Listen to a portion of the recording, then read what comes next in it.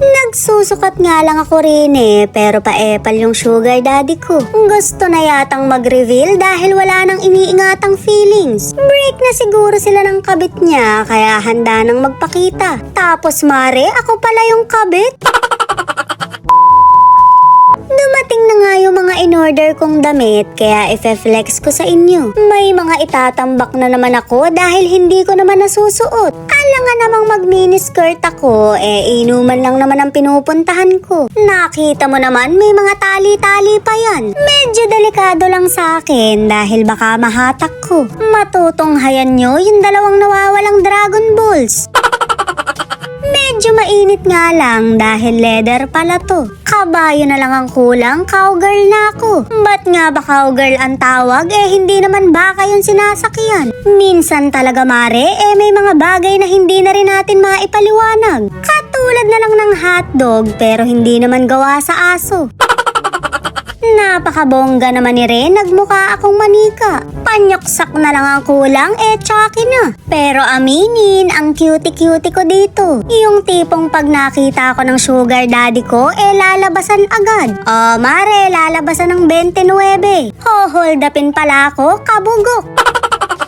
Mahilig nga ako sa mga tali-tali, kaya halos ganito yung mga damit ko. Nabetan ko yung design kaya bumili pa ako ng ibang kulay. Kung trip nyo nga rin yung mga pinagsusuot ko, i-screenshot nyo lang. Mag-search image lang kayo sa Shein at lalabas na. Akala nyo siguro, ibibigay ko sa inyo. Maawa kayo sa sarili nyo, amoy ang hit na to.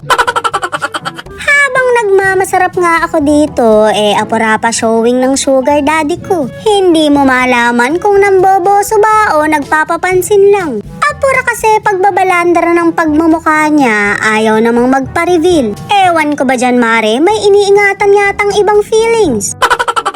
Pabor din naman sa akin dahil hindi pa kami kasal. Malay nyo mare, hindi pala kami yung endgame. Kahirap naman nung magmamahal-mahalan kami sa social media pero maghihiwalay din pala. Ayoko na ng drama kaya itago na lang muna niya yung mukha niya. Tsaka na lang siya magpakita kapag ikakasal na kami. Malay nyo naman, bukas Valentine's mag-propose na siya. Ayaw pa ba niya? Gold na to Latinang Latina ang shootang ina.